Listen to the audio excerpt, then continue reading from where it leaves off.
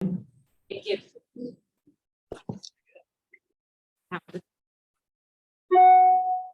As Jeff has informed us, we do have a quorum. So very quickly, a roll call of our members. Jim Cooper. Here. Carolina Mejia. She said she will not be able to make it. Okay. Joe Downing from the Port of Olympia. No. Joan Cathy from the city of Tumwater. Let's see Joan's name up there. Ed Kunkel, city of Lacey. Here. Ed. Joseph Richardson, city of Yelm. We saw Joseph. Hey, I'm here. Very good. Elaine Clam, city of Tenino. Welcome, Elaine. Thank you. Steve Purcell, town of Bucota. Steve. Greg Schillenbachler, District 1. And I have not seen Greg either. Richard Moon, District 2. We see Here. Richard. Hi, Richard. Delroy Cox. I'm here. Very good. Chad Sutter. I'm here. Very good. Thanks, Chad. David Nightingale. Here. Very good. And Laura Busby, Department of Ecology. Here. Hello, everybody. Hi, Laura. And then Jeff, if you want to take over to introduce staff. Okay, let's see. Well, in your room there's Amanda. Hey, good morning. Let's see. We have I got like looking through my list here, make sure I get everybody. From our Ayla Turnquist. She's relatively new with our department. Where's Ayla? Right here. Oh, there she is. Hello. Kathy Clark, I see over there. Hi, everyone. And obviously, and importantly, we have Jennifer Walker. Let's see who else do we have got on here? We have Patrick Soderberg, Public Health. Morning. Susan Isham, also from Public Works. Hi. Let's see, Chris Hawkins, also Public Health. Good morning, folks. Let's going down the list. Dean Benning. Good morning, everyone. Boy, this list keeps bouncing around here. It's making it tricky. I think that's. Am I missing any other county employees? No. Then also additionally, I want to make sure I mention one of our presenters this morning, Wendy Mifflin from HDR. Hi, everyone. And there are, I think we have a couple of guests. So for the guests, I see Nick Harbert. Yeah, good morning, everyone. Nick Harbert, Waste Management. Let's see. Down here. I think that's it. Is there anybody that I missed?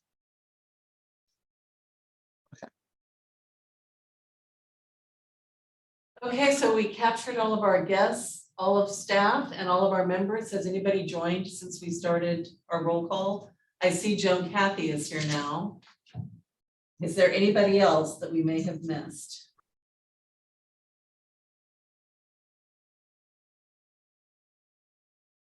Okay, let's move on to the approval of our agenda. Has everyone had a chance to look at today's agenda? Do I hear a motion to approve? I'll make a motion to move the, approve the agenda. Thanks, Delroy. Is there a second? Second. Thanks, Jim. All those in favor of today's agenda, please say aye. Aye. Aye. All opposed, please say nay. Agenda is approved. Has everyone had a chance to take a look at the minutes from our July meeting? Yes. Do we have a motion to approve? So moved. Thank you, Jim. Is there a second? Second. Thanks, Delroy. All those in favor of approving the minutes from our July 6th meeting, please say aye. Aye. Aye. All those opposed? Minutes for July 6th have been approved. Do we have any public comments today?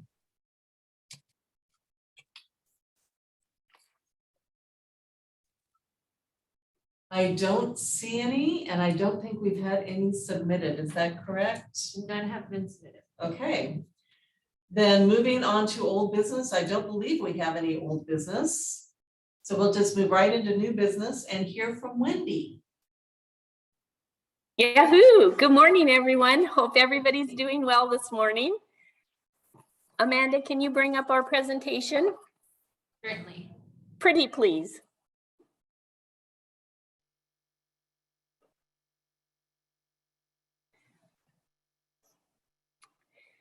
So today I get to talk to you about the South County Transfer Station stakeholder engagement that we have been conducting since about June.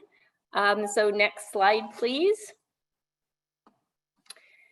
A little bit of an overview on the engagement summary. The county is looking to obtain community feedback on the future of the Dropbox sites that will help them with their potential site selection process, including what resources they might need to offer down there in the way of handling of materials, and then potential site locations. And so you can see that we had a schedule that we followed, and I think now we're in the fall of that schedule. So we have completed the spring and summer engagement activities, and what we have left is to share the summary of feedback with staff and others. Today, I'm here to talk to you a little bit about how the stakeholder engagement project went. We're still working on the final document technical memo to get to the county. So next slide, please.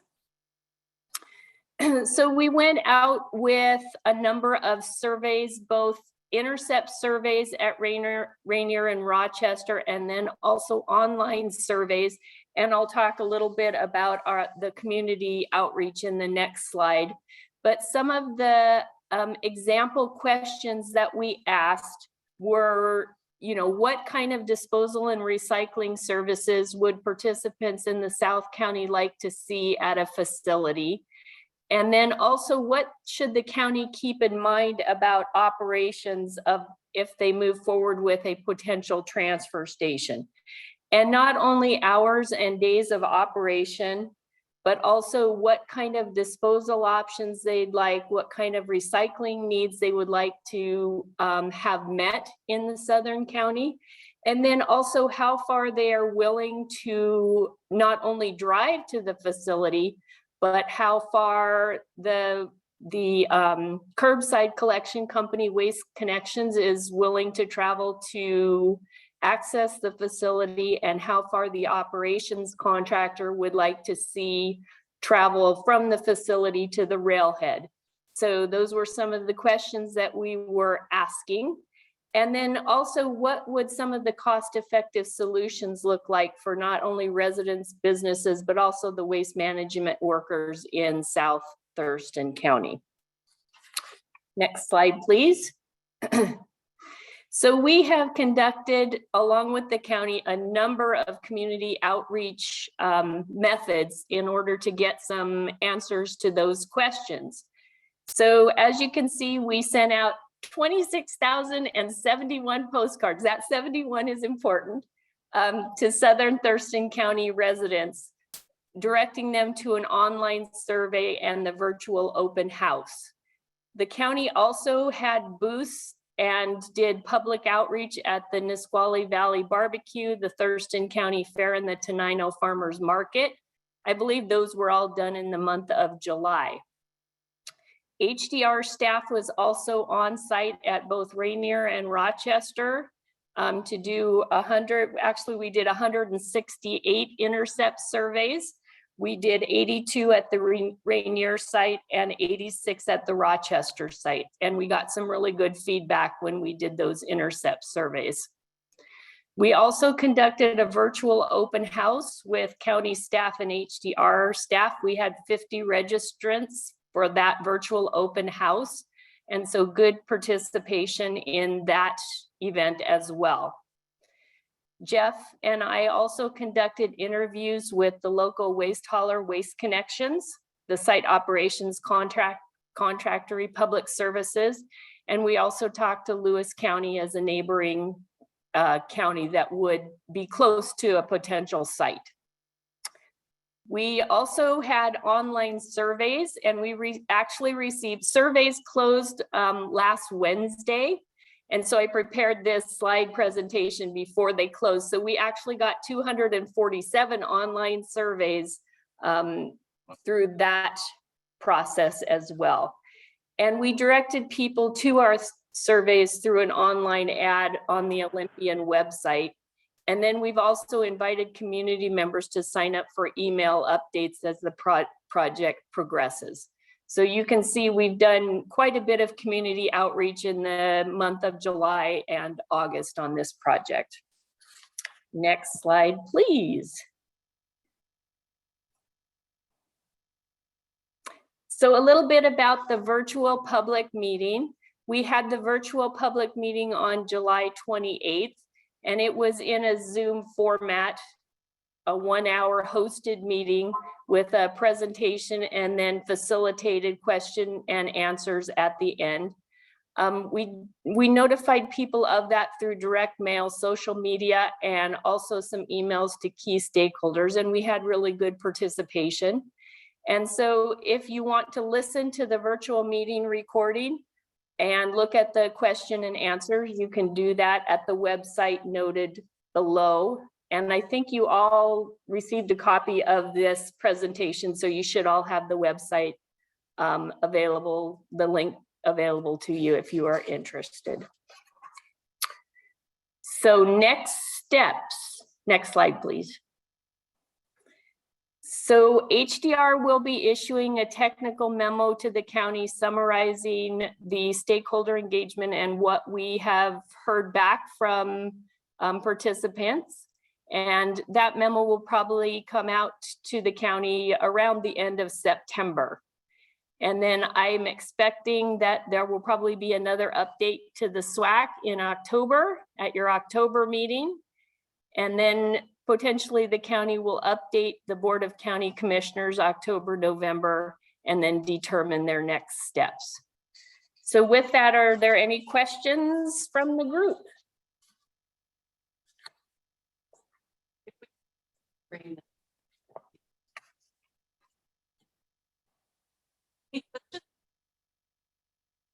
I can't hear. Are there any questions for Wendy? I have a question, just kind of, this is Joan Cathy. I'm just wondering, Wendy, what kind of a feeling you're getting from people? Are they happy, enthusiastic, hopeful? Just in general, how are they feeling about what the county's proposing to do in their region? I think the best feedback that we got was through the intercept surveys that we did at the Rainier and Rochester site. And overall, the feedback was positive. The people surveyed were happy that the county was looking at the potential of providing additional services and recycling opportunities and disposal opportunities, you know, in the southern portion of the county. So I think overall, the response was positive. We had a few questions from some of the stakeholders that were worried about what kind of facility was going to be built. It's hard to explain to somebody the difference between a transfer station and then a landfill, because a lot of times when you talk about garbage, the first thing they think is landfill and not in my backyard. So you know, going out and doing some additional outreach and education has helped, and responding to some of those questions too. Good. Thank you for that. Yep. And it looks like Laura has her hand up. Yeah, thanks. I just had a quick follow-up. Thanks for all your work on that, Wendy. It's great to see the amount of outreach. I just wanted to ask if there were any concerns or how it went with the conversation with Lewis County. Jeff, do you want to address that, or would you like me to? You can take a first shot at it. So I think it was positive. I think Jeff and I heard positive response from Lewis County. They did not appear to be interested in partnering with the county for a single facility that would service both southern Thurston County and northern Lewis County. I think they were looking at the potential for a facility probably towards their southern end as well to help with their customer issues. So with that, I think we had a positive conversation with Lewis County. And I'll just add to that a little bit is, yeah, I would agree with Wendy. I thought it went very positively. They, from their perspective, I think they're probably the biggest plus on their side is that our facility most likely would be open on a Sunday and theirs typically aren't. So I think they see it as an advantage of maybe their customers come our way. And as we know, some of our customers go their way. But I thought it was very positive. Other questions of Wendy or Jeff? Hey, this is Greg Schomacher, and I don't have a question. Just thanks for the presentation, Wendy. That looked great. And I just sorry for being late. I had to hop on the phone call, so I'm calling in, by the way. Thanks, Greg. I have a quick question You bet. Just about rates. Do you expect the rates to remain the same at the south facility, and then like with the differing rates between Lewis County and then your southern south facility? I'm assuming if the rates remain the same towards the WAC, like how do you feel as though that's going to impact material flow? Or I know you highlighted some days open, but do you feel as though that it's going to be like it'll be utilized to its fullest extent or its fullest potential, given probably there's going to be a rate differential there between Lewis and Thurston? I'll talk to that one. We haven't gotten far enough along the line yet to give that give that an analysis of whether there be whether our rates would be consistent between the work in the South County or otherwise. So that we're not there yet. Yeah. Yeah, I'm just curious, what is the SWAC's charge in this as far as the next step? So we will see the feedback from the public. Do we make a recommendation to the commissioners about going forward on citing or not? Or how does that work in this setup? Well, I think as Wendy mentioned, she'll come back most likely next month. So, if we're ready for that, and there'll be a little more data, I guess you could say, on what the responses were and what the desires of what we heard. And certainly this group could put forth a recommendation that to continue moving forward with pursuing this. For example, the next step, if there was a consideration to move forward, would be looking at a potential siting. But I see Jennifer hopped on, and I don't know if she wants to add to that. Yes, I think I would just in simple terms say yes. We would be asking for the SWAC to take a look at the information and determine whether they feel comfortable making a recommendation to the board. Because I think the board is also not only relying on staff, but also SWAC and per kind of the bylaws and the structure for SWAC to be looking at that and making a recommendation. And sort of follow up to that, Jennifer, if the commissioners decide to move forward with citing, is there a role for a subcommittee of SWAC to work with Public Works to help with that citing process? Or can you just tell us a little bit about how citing would work if we decided to move forward? I think that's the next step that we would be scoping out as to what that would look like. I definitely think that if the SWAC wanted to put together a smaller subcommittee to be kind of more engaged in that conversation and effort, we certainly would welcome that. Well, I would just say I welcome what staff feels like is the best for efficiency and workload in that conversation. Absolutely. You hear me now, Jennifer? I can now, yes. Okay, good. My first question is, before we're asked to make a recommendation, will we be able to see the full report from the outreach that's happened? And secondly, are the current sites in Rochester and Rainier under consideration? Or are we looking at a potentially third brand new site, or are all three options still open? I think all three options are still open. I think we haven't even gotten there yet. Where we are right now is what are the services that are needed? And we know the capacity issues and the projected increases in population, and then, you know, we're just growth in that area. Right.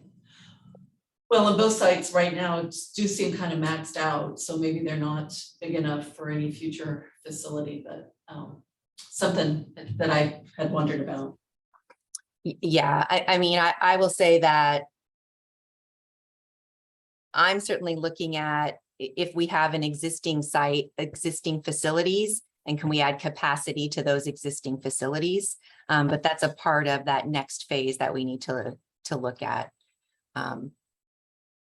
Because having an existing facility and getting that permitted versus siting a new one, those are two separate processes. That's a big consideration. Yep. Moving forward, Yeah. yeah, for sure. Any other questions of Jennifer, Jeff, or Wendy? Seeing any hands? Thanks, Wendy. That was a great update. Oh, Delroy. Delroy has. Yes, I just agree with what was all said here. We've got, you know, there's a lot of information that's got to be gathered. We're nowhere near there. And if there is a committee, I would request to be on that committee. So noted. And it looks like David has his hand up now. Yeah, I don't know if I missed it, Wendy. When will the analysis of the surveys and outreach be available? When do you think that will be ready? So we're working on that now. I have a meeting with Jeff, I think tomorrow, to talk about some of the quirks we saw in responses. So we'll have that meeting tomorrow, and then we'll be working on the report. We're hoping to get that to the county, I believe, the last week of September. Great. For their Thanks. review. And I'd be willing to serve with Leroy on a subcommittee too.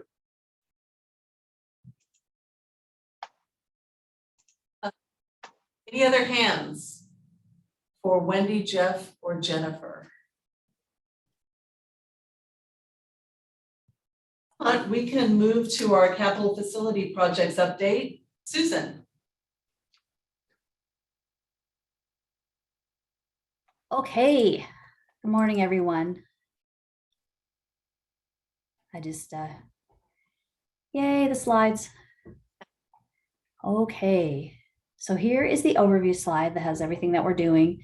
If you are familiar with this slide, you'll see there's a little green square at the bottom, which we're going to talk about a little bit later. Next slide, please. Okay, so SCADA is going on right now. The construction is supposed to be complete by the end of this year. And I should mention that, and I might have mentioned this before, but the SCADA system is being integrated with the pumps project pretty tightly at this point to make sure that everything can be monitored with the upgrades and improvements to the pumps. So let's go to the next slide, please. All right, and flare is going on right now as well, and that should be completed by the end of this month, ideally, or substantial completion. So that's good. All right, let's go to the next one, please. All right, and this is pumps. We just put this out to bid for a second time, as the bids that came in June, they were all over our engineer's estimates. So we broke it out a little differently with a base bid and some bid options. And so that is being advertised right now with bids due at the end of this month. And hopefully we will be able to get that rolling. Right. We go to the next slide, please. Okay, so we're still working on this. Most of this work is going to be done once we get the master plan going. We didn't think it would be a good idea to do new fencing and then the whole site plan changes. So we are doing security camera upgrades. That's happening. Lighting is all done. So let's go to the next slide, please. Thank you. I'm sorry, Susan, can you, going back to the previous, Yeah. aren't we having some supply chain issues with the cameras? So we are upgrading the security cameras at all 3 facilities. Yeah. New for Rainier and Rochester, just replacing the cameras at the work. And so the supply chain issues with cameras and getting them is delaying that a bit, I believe, right? Correct. Okay. Yeah. Can I ask a question since you went back to that? Is the lighting upgrades, is that LED on the whole site? No, a lot of those lighting upgrades were around the staff areas because the staff, the days are starting to get shorter again and we're having this small window of daylight, but they're coming to work in the dark and leaving in the dark. And there were areas where the staff was having to cross traffic and they weren't able to see, or their parking areas. So that was really kind of the focus of that. Hey, Jim, we'll take a look at that. Susan, I believe Jim was asking if they're LED lighting. I'm sorry. I thought the question was more about, did we do site-wide kind of upgrades? That's what I wondered, yeah, is if it was site-wide or if the new ones were LED, just in context, because I've seen even financing LED ending up being cheaper than the power bill. Yeah, I'm not sure. I'd have to look and see what we actually did. We should be, Jim, we should be replacing with LED because that's what we're doing also, a program just with our streetlights and replacing those with LED as well. But Susan will follow up, make sure that's the case in the specs. Thanks. Okay. All right. Okay, so we have 2 master plan concepts and we're spending some time to look at what the operational cost for each site would be, and that will definitely influence which plan we go with for that. And next slide, please. Thank you. Okay, so as Jennifer alluded to, we are doing security camera upgrades and the supply chain issues are kind of holding that up. We have a standard that has been implemented countywide for trying to have all the cameras be the same, and that's part of what's happening as well. We are looking to put small portable break rooms, 1 at Rochester and 1 at Rainier, and that's in the permitting phase right now. So the workers there need a little bit of space. If you've been out there, you know that it's the original plan for these 2 projects was to upgrade the staff facilities. That was a lot of the scope of it. So along with capacity and everything else, but we wanted to make sure that they had a better place to take a break. So that is what we're working on there. Okay, and this is what we just talked about. So you already know all of this. Ask a question before you go. How much does that preliminary budget, is that like to get you to engineering design level, or how far do you anticipate that going through this process? This budget on this one or on the one before? On this one. On this one. Well, I'm hoping that there's more than that. I think there is. This was the preliminary budget. So I don't know exactly what the budget is on this at the moment, if it's more than this. I don't know if Jeff, if you know that one. I'll chip in. This was the previously budgeted amount for the investigation and potentially the development, but if you actually get into full development, and we have a design, that'll better inform what our final budget will be. And we would know better once we if we decide to move forward, get in through the design process, because until we're there, it's kind of hard to figure out what that's going to be. But this would get us at least minimally further into the design process. Okay, thank you, Jeff. Okay, any other questions? Okay, let's go to the next one. That's it. Yay. Any questions for Susan about capital facilities?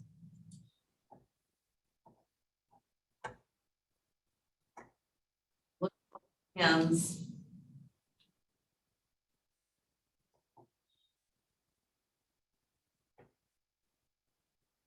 One last call. Questions for Susan? We might be letting you off easy this morning, Susan. Just one quick question regarding the work upgrade, the Plan A, Plan B. When do we expect to be making a decision on that? I'll chip in on that one. We should have something for you to look at it for your consideration in the next couple of months.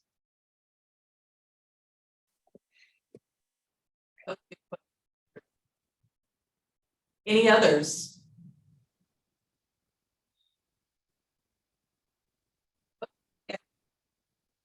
To a compost procurement ordinance. This is something new, and Dean, you're up. Thank you. Good morning. Some of you may or may not know much about House Bill 1799. March of this year, it was passed. You did get a copy of our draft ordinance that we put together in response to this House bill. But basically, the House bill had two goals, and one was to divert 75% of the organics currently being landfilled by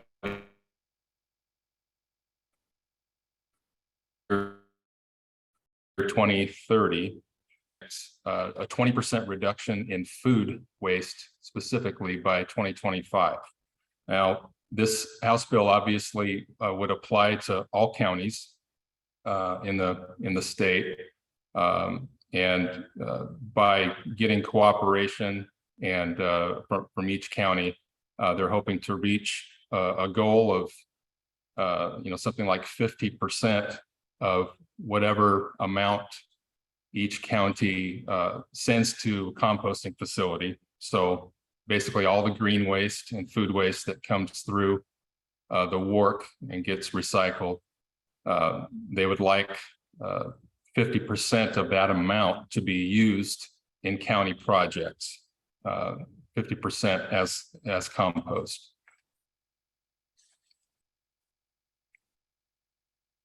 I am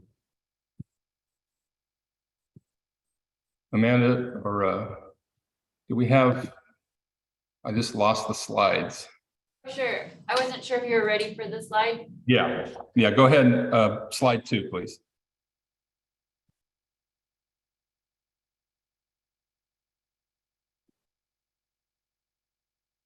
So some key points in the ordinance that we put together in response to this House bill and compliance with the House bill.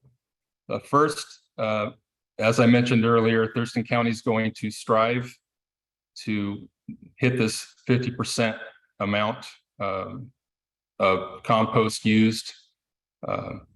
And that is not anything prescriptive. We've talked to Department of Ecology. This is sort of a target or a goal that they would like to see accomplished, but it certainly isn't prescriptive, and they're not going to be regulating against that. Obviously, there'd be several factors that determine whether or not we can hit this goal. In the second check mark there's several exceptions to our not hitting this goal that include the material has to be available within a reasonable period of time. Because we're talking about county projects here, whether it's roads, capital projects, stormwater, parks and trails, obviously we have timelines that we need to adhere to. So we need the compost available for those projects in real time. Any purchasing standards, county standards that are not met as a result of acquiring this material would be an exception, as well as non-compliance with state or local quality or safety standards. Next slide. So the projects that the compost would be used for include landscaping, construction, post-construction soil amendments, again, largely public works projects and capital improvement projects here. Applications to prevent erosion, stormwater runoff, vegetative growth and stability. A lot of that is stormwater and roads, including low impact development, green infrastructure for pollutant filtration. So this is sort of the four main categories of projects that we would use this compost in. And then of course we have a educational component. We are expected to conduct outreach to inform residents about compost, the values of the compost, how our jurisdiction uses it in our operations each year. Next slide. So those are just sort of the high level highlights from the ordinance and the House bill. There is reporting expected. We're expected to, at the beginning of 2023, start working toward the goals of this House bill, as well as reporting at the end of each calendar year, or it's actually every other year beginning in 2024, reporting the tons of material we divert, the volume and cost of the compost that we use,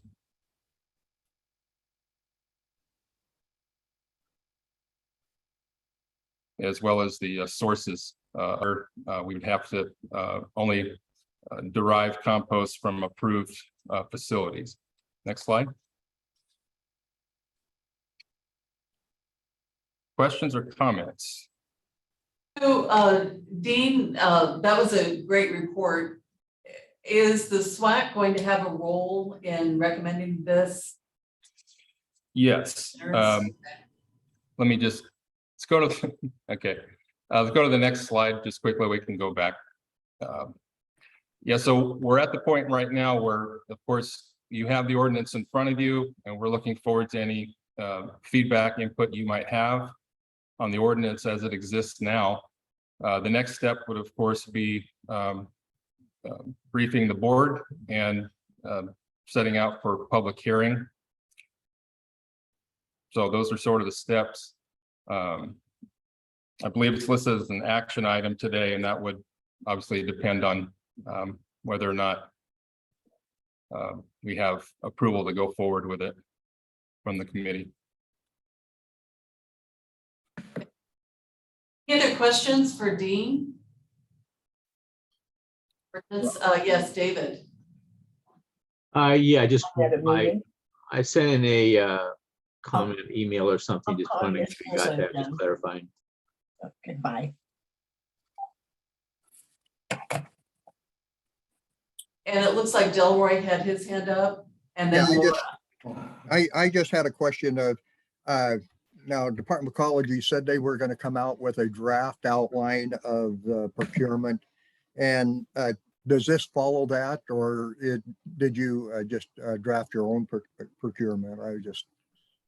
An outline specific to the ordinance? Yes. Yes, this followed that framework. And I think Laura's next, then Jim, then Joseph. Laura. So I have a few comments. I wanted to just note for everyone that the state is providing a presentation on the SWAC, state SWAC will have a presentation on the organic management law on September 21st. That's open to the public. So if you want to go to the state SWAC website, you can jump on that and join that meeting and hear that presentation.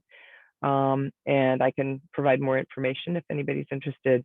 I also wanted to mention that there are several other resources that we've had available. I think some of those have been sent already to you, maybe not the whole SWAC, I'm not sure, but I can provide some more of those kinds of information to people if they're interested. The procurement, there have been a few updates. We are working on some fact sheets that we're trying to get clarification on all the legal aspects of the ordinance information and get that out to everybody as soon as possible. So still working on. It's a really large, that bill is really large and lots of parts to it. So as we're able to get you information out, we will. Not only do we have some resources on our box site, which I can share with folks, there's also some information right off of our website. So there's a page now, an organics management law page that gives quite a bit of information, and it has some information specifically about the compost procurement ordinance. So I'm happy to try to answer any questions as well that would be ecology related questions for this. Thanks. 21st, but if we could get a copy of the recording of that meeting, that would be interesting to see.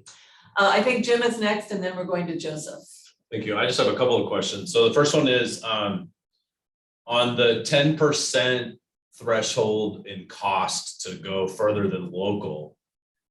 Is that, does that include transportation? Because I could see gaming the numbers based on a product price and a delivery fee being separate. I just wondered if there should be some clarification there. Yeah, that might be beneficial. Just in discussions I've had with others and counterparts in other counties, it seems like people are seeing that more as overall, not just specific to transportation, but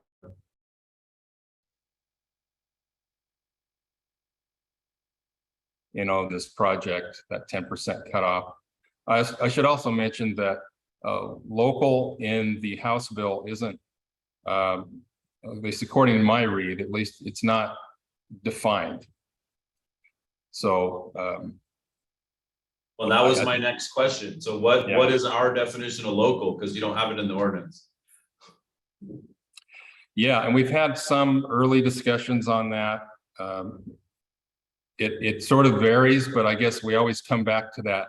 Is it going to cost 10% or more and affect the bottom line of the project? That would be sort of our governor on how far we went to get this material. But it's probably worthy of further discussion. Those are good questions.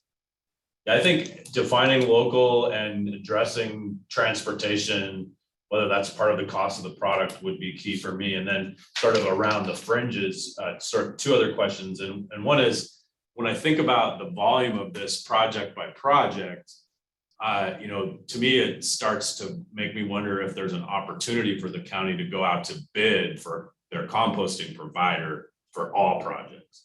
Would this allow that type of a procurement process to find one or two contractors rather than each project being able to go to the open market every time? It seems like we would be able to get a better price in bulk.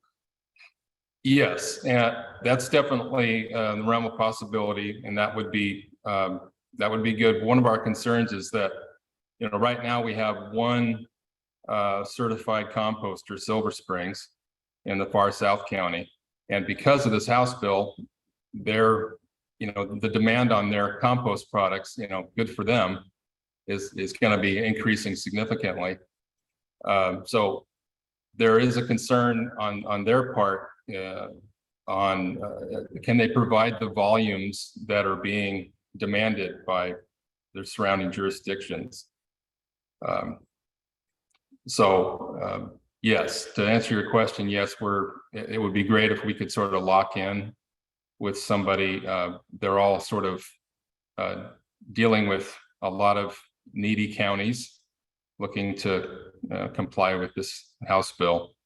And so it's still not there, but we're definitely on the same page there. We're thinking that direction. But right now we've not heard anything positive or promising back from Silver Springs. And I think you might have just answered my last question. Is the state law requires that national certification component? So I just wondered if that was burdensome in any way for local compost providers. I don't know if it's state law or if it's just it's U.S. Composting Council, sort of a national council that you look to get certified, and everybody respects it. So I believe that the House bill sort of is sculpted around that U.S. Composting Council certification, which Silver Springs has, and I'm sure others are looking to get right now. Will Brady have it when they open? We're sure hoping so. I know they're on the path right now, and things are happening in that direction. Certainly hoping that they'll get there sooner than later. Thanks, Dean. Joseph, you're up. Yeah, as I was listening to Dean and Jim go back and forth, it kind of gave me a little more understanding of this whole composting. On the pursuant to RCW 4319A, which the purchase of the finished compost products, and it says in the language, Thurston County will strive to purchase. So the striving to purchase rather than required to. So the strive to purchase, is that because of the window of availability that you guys were talking about earlier? Well, it's mostly an outgrowth of the wording of the House bill. I think the state hesitated from being, firm and prescriptive with this. You must hit this mark. They're just setting themselves up for failure, really, because a lot of counties don't have even composters close enough to consider, to be considered local. Okay, so it's kind of like a excuse if we don't do it. But I'm glad you tried, but you didn't make it. It's a goal. But try. Yeah, it's a goal, but Yeah, it's, hey, Exactly. It's a okay. goal. This is Gotcha. Greg. Thank you. Yeah, Greg. Yeah, hey, sorry. I tracked this bill as I was going through, and there's a lot of back and forth on requirements and so forth. And so the gist of this whole thing, both from the municipality and the compost supplier, is that it's voluntary on both. Ultimately it's voluntary. So there's, it was difficult to make it a mandatory thing for the reasons that were just said, but also there's a major supply issue with quantities for created volume. And so you have two types of composters, and this is where really the spec becomes very important.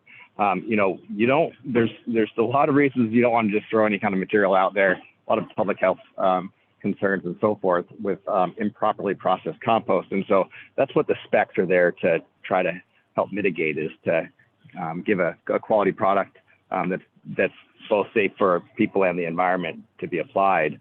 And so, the supply issue is a real tricky one, because the folks that are making high quality products really don't have any problem selling it, nor do they have a surplus to sell to it. And that's really kind of the case with Silver Springs. We've never had a problem selling our finished product. We make a very high quality product. And so, it's kind of like, well, here's new demand, but no supply. And then there's other processors out there who make a low quality product. Maybe they meet the spec, maybe they don't. But they have trouble getting rid of the product because of the quality issue. And so in a case like this, there may be more advocating for this to be a mandatory thing. So that just a little backdrop on that. Very helpful. Thank you. Great, look, Greg, that's really helpful. Thank you. Delroy. Yes. One of the things that I have seen is there is not a distinction. The requirements say that the cities have to address this, and the county addresses for rural areas. So I when this question is asked, they haven't really given a decision of whether the county will do for overall, or whether the cities have to address their own issues. Then the other thing is the current green waste program that you have that's collected. They haven't looked to see where the jurisdictions of whether it's going to be addressed by the UTC for the collection, or whether the county will establish that. Yeah, I think there's a lot of unanswered questions that they haven't been able to address yet. Okay. Jeff, do you have something? Sure. Yeah. Well, a lot of that, I understand you're talking about. This has to do with the other part of the of the bill, more from the collection side, particularly the commercial aspects of it. But this piece, and that's kind of a separate issue. This piece here we're talking about is really more just, we're just trying to cover the procurement piece, which was just, again, a very minor, or not minor, but small part of this bill. Obviously, it was the bill, as Laura mentioned, was very broad, had a lot of moving pieces, and the UTC, for example, with setting commercial collection rates out in the unincorporated areas of Thurston County, that will definitely fall on the UTC and the haulers to figure that piece out. But that's a separate conversation. But we're really just today trying to get some feedback on, and that's something that will continue to develop as it moves forward. And but we do want to. It isn't quite where we're at on as far as on today's discussions. But yeah, good point, Delroy. There's still a lot of things to be figured out here related to this bill. As Laura mentioned, I think there's going to be quite a bit of work at Ecology's level and working and getting a lot of the moving parts figured out. So, are you hearing any rumors? Is the legislature expecting Ecology to answer all these questions, or are they going to kind of open this up again during the next legislative session to answer some of these questions? Because some of these are policy decisions. Laura, do you have an answer for that one?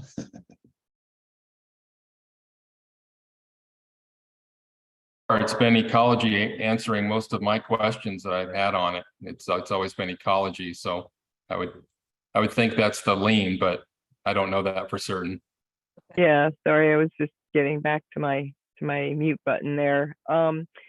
The Ecology is working to answer the questions and manage this. At Ecology, Sherry Sullivan is our resource for you to contact if you have specific questions. And she's been leading the work on this.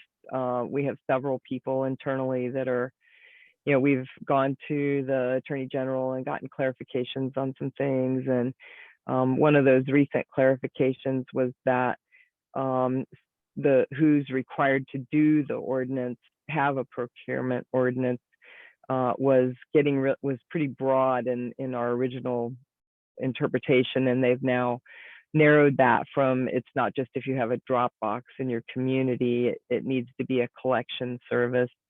So that's a big change that just occurred. That doesn't impact Thurston County at all, so I didn't bring it up earlier, but it may impact some of the cities, some of your jurisdictions within your county. And we've had conversations, and I don't know about, have you guys talked to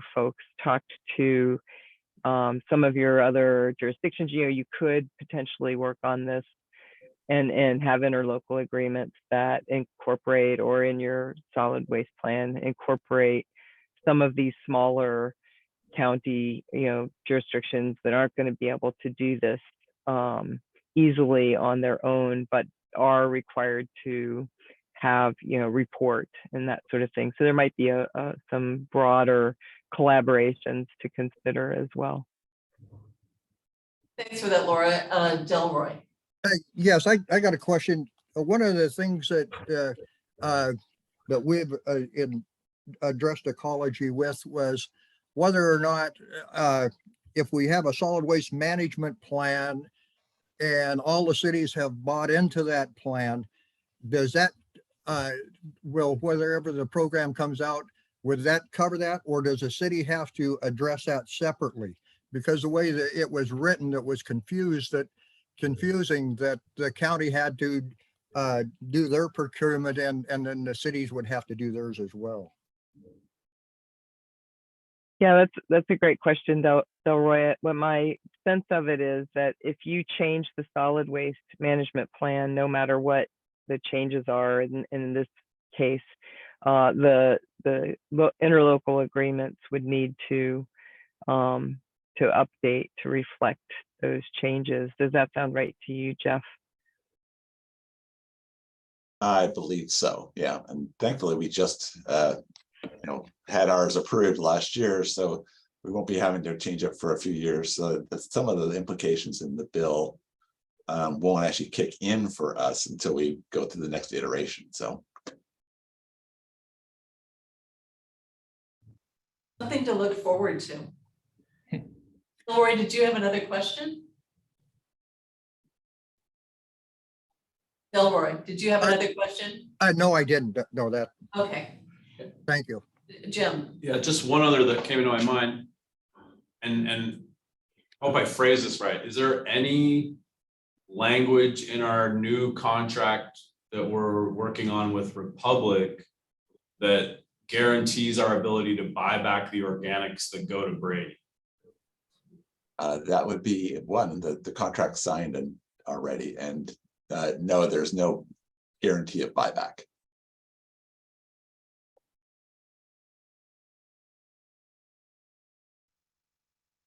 Any other questions about this ordinance?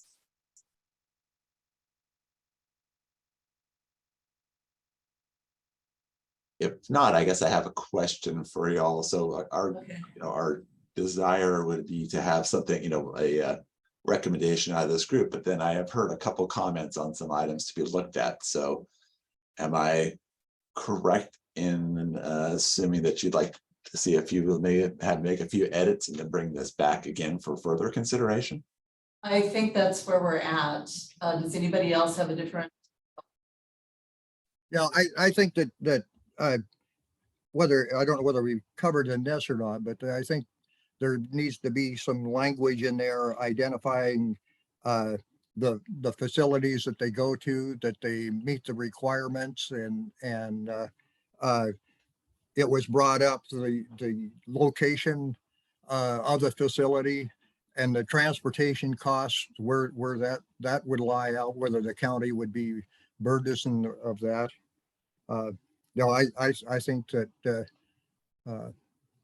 I'll wait to look at the revised document. I hope Dean is scribbling notes there. He looks like he may be. Any other comments about this ordinance? Yeah, if you said a red line version out ahead of time, that would be useful. Absolutely. Thanks, David, for that. All right, we will make some edits to that and send that out and put it on next month's agenda as well. That sounds Perfect. acceptable. Yeah, perfect. Thanks for that, Jeff, and thanks for that report, Dean. It was really a great start. Sorry. Yeah, go ahead. Just one other comment when you're thinking about the implications of whether transportation is included or not. You would want to think about whether there's a prohibition on free to help undercut the cost. Could you restate? Sorry, if when you start thinking about what transportation costs, you want to think about whether it's appropriate for a company to offer free delivery and thus impacting the total cost. So just kind of, I don't know what the right answer is there, but I think we really want to think it through. My sense is total cost, including transportation, would make it the most local unless someone tried to offer free delivery. Yeah, understood. Okay.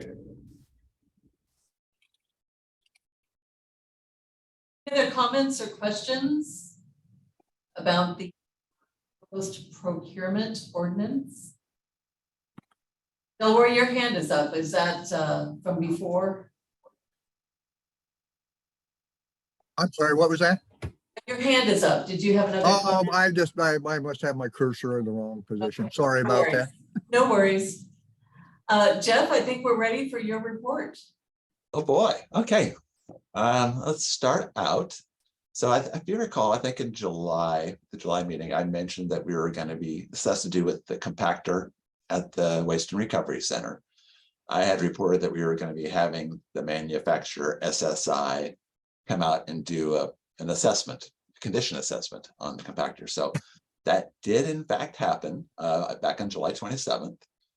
The SSI came out and they determined that there's a number of items, after going through it, a few items that they felt needed to be addressed, some repairs and some just maintenance.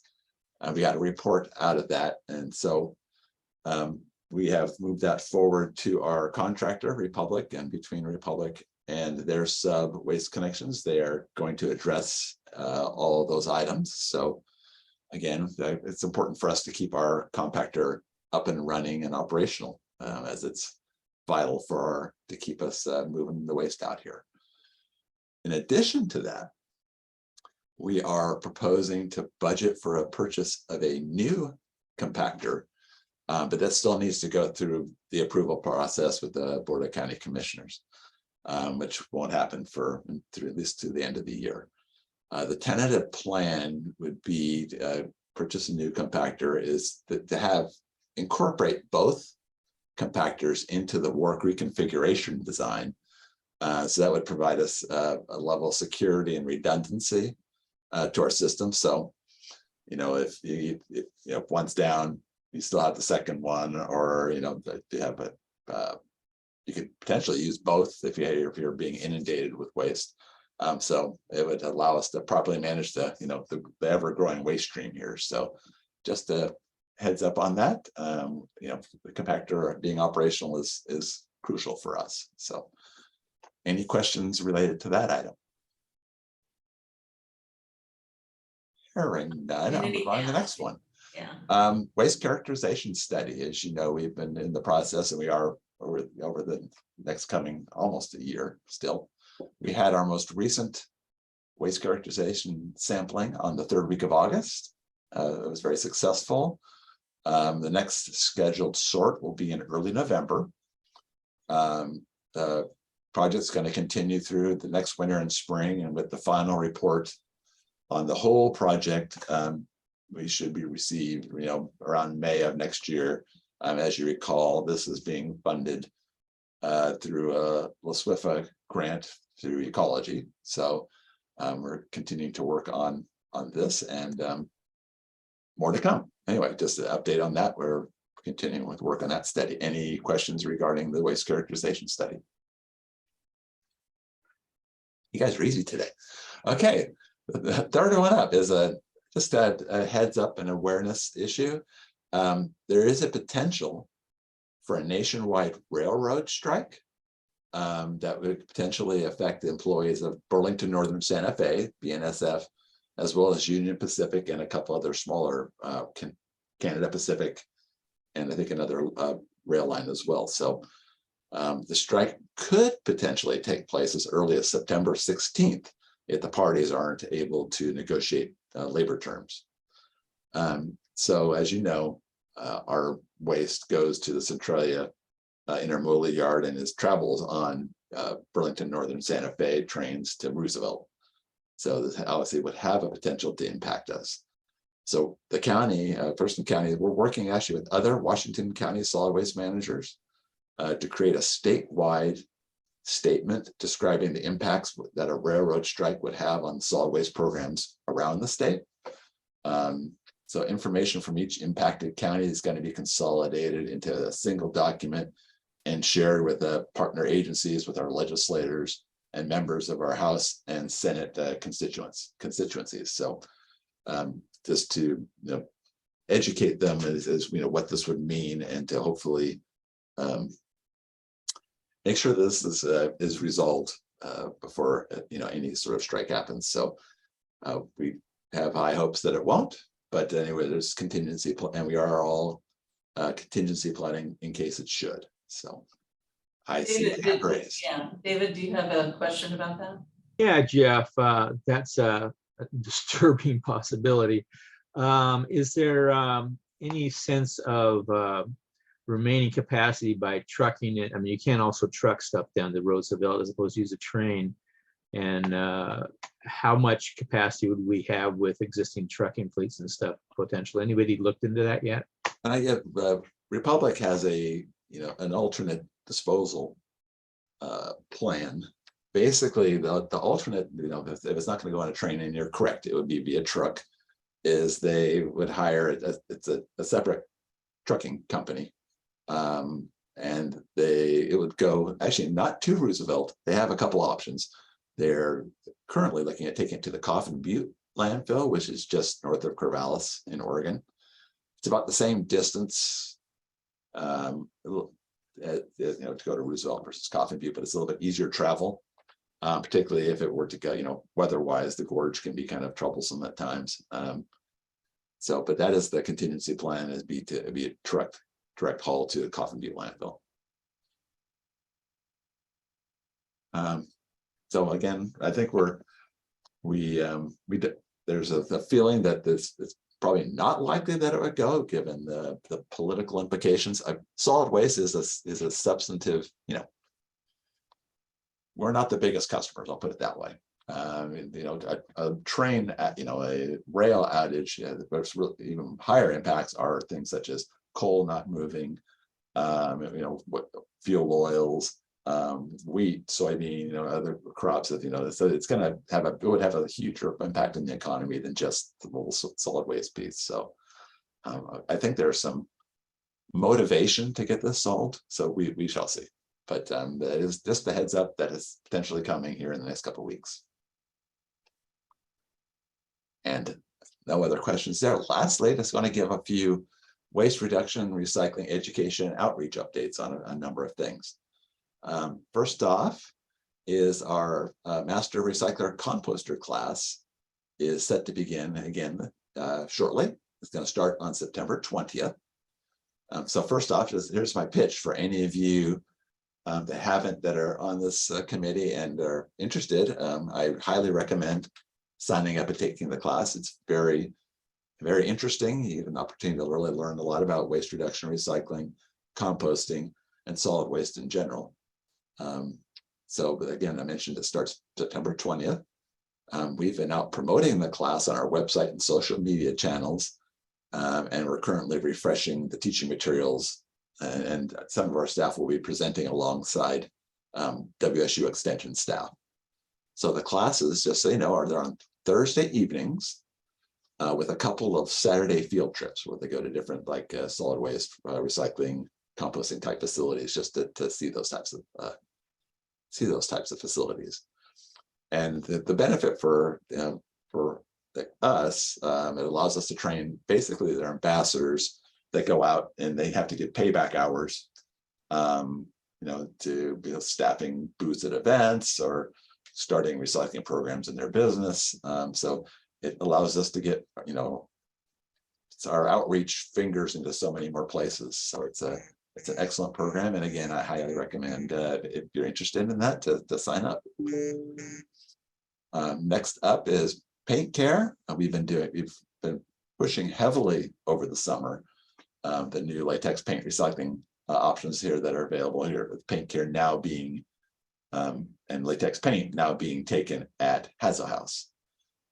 So we have seen an uptick in the amount of latex paint that's being brought out there, because as you know, previous to us having this agreement with Paint Care, we had been promoting that latex paint be dried up and thrown in the garbage. So it's always a challenge to change people's habits back to that. But again, it's something that we'll continue to promote extensively, and try to drive that latex to now not go in the garbage and to be basically brought to us or to other participating vendors. There are about 5 or 6 other vendors in paint stores that are also options, but we're typically the highest volume opportunity. So anyway, that's it with Paint Care. Our Recollect Waste Wizard, I want to talk about that. That's the where do I take my function that we have on our website. So just kind of give you some feel for what comes across there. In August, we had 3,186 materials viewed. So it kind of gives you a feel for how much usage we're getting on that. That's quite a bit. There were actually, because with cookies, etc., we actually had over 1,500 first-time visitors to that website just in the month of August. So that seems to be quite successful and also well used. And just for fun, I wanted to give you the top 5 materials that were searched for, just to kind of see what there is on people's mind. Number 1, and that doesn't surprise me, is mattresses.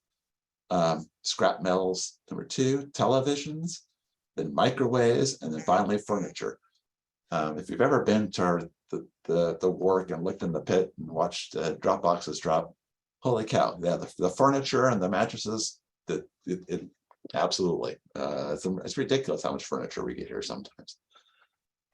So that's kind of what people are asking us about, and I just kind of wanted to let you know about what kind of usage we're getting. And this folds into my next piece. This is our website. As you know, Public Works has upgraded the website, so including the solid waste piece of that. It looks a lot nicer. I think it's much more user friendly.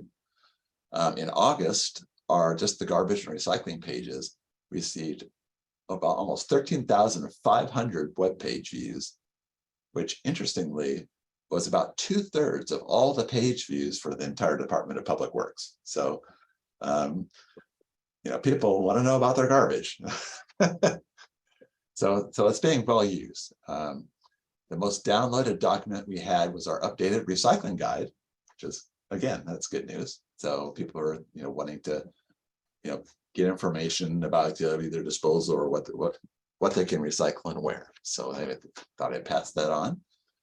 And then lastly, again, related is this, let you know how our social media presence is out there. So to date, we have almost 1,300 Twitter account followers. And our Facebook page for the solid waste has about over 4,200 Facebook page followers. So we actually gather additional data on specific posts, and so we can kind of see how many people have engaged with certain things. So again, that's something that we track, and it allows us to more target those specific items of interest. So we're putting information out there that we can see is what people want to know. And that's again, I just kind of wanted to give you a little update on those items for education outreach. And with that, that's all I have for today, unless anybody has any questions. Jeff, thank you. Really informative. Any questions for Jeff? Hey, Jeff, this is Greg. Was there any really bizarre things that people searched for that stood out to you? I'm just curious. That's a good question, and I'd have to go back and look at the, there's probably a whole bunch of one-offs, and it's probably, you're right. There's probably some strange things in there, but off the top of my head, I don't know right now, Greg. Sorry. We're looking for a really good story there, Jeff. Yeah. Yeah, questions or comments for Jeff? Hi, Renee, this is Jennifer. Jennifer.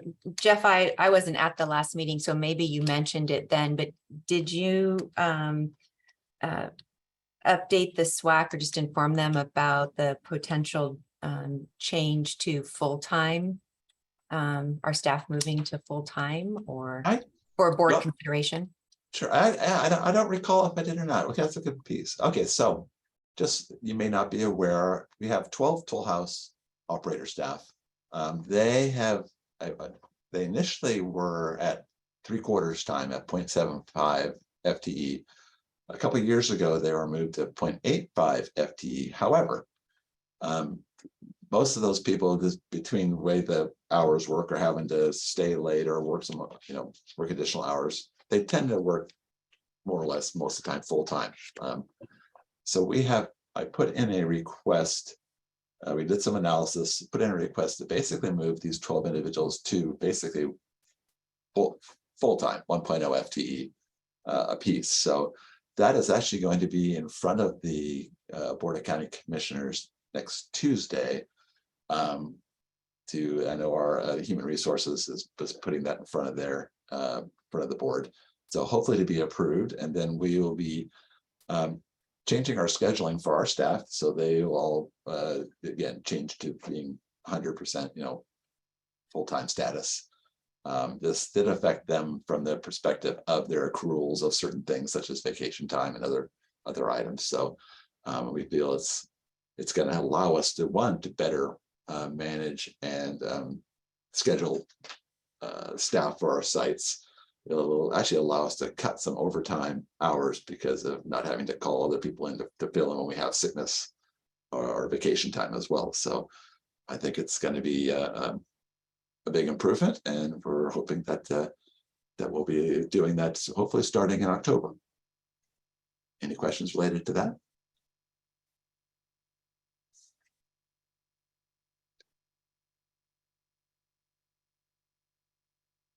Any thoughts or questions for Jeff? We're gonna actually get to our roundtable discussion, which we normally don't have time for. Does anybody want to bring up?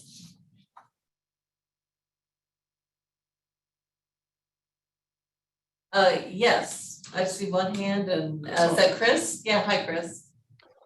Hi, folks. Yeah, I don't know if Joan maybe was going to mention it, but I did want to mention that City of Tumwater is hosting a cleanup drop-off event this month, and we plan to be there to distribute at least some household hazardous waste information and our Take Back Your Medicines message from the Tumwater Hopes Coalition that my team here at the Health Department supports. So that's coming up on Saturday, September 24th from 9 to noon. I'll put the info in the chat. Thanks, Chris. And it looks like Laura has her hand up too.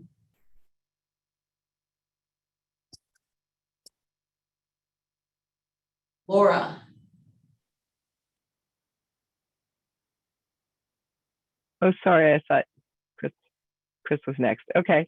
I just wanted to let everybody know that Ecology has just started a new litter prevention campaign building on the campaigns that we've done in the past called Simple as That. And it's in English and in Spanish, and it's going to run from September 12th to October 1st. So that's good news. There's a bunch of marketing materials that can be used by the county and other jurisdictions. So I'll make sure to pass on that webpage for folks. And then also, I may have mentioned this at the last meeting, but I wanted to remind everybody that the Waste Not Washington 2023 School Award applications are open.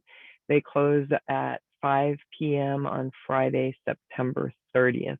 So please let any schools that you know that might be interested in doing projects, waste reduction projects, etc. That these awards are available up to $5,000. So that's a great one to get the word out about. And let's see, I think that's it. We talked about the procurement stuff and the organics management law a little bit. So, and I mentioned earlier that the state SWAC will have a presentation on that. That'd be a great place to get information and questions answered. So that's it. Thank you. Laura, anything else? Oh, go ahead, Joan. Yeah, this is, I would like to thank Chris for covering for me on that announcement about Tumwater. We usually have that in October, so early this year. And a lot of people are happy about that. And I just wanted to mention that one of the biggest users of that cleanup seem to be people who want things shredded. So just to let them know, the big shredding truck also will be there. And then I'm glad to hear that you're going to be there, Chris. Hey, Joan, is that at City Hall? Yes.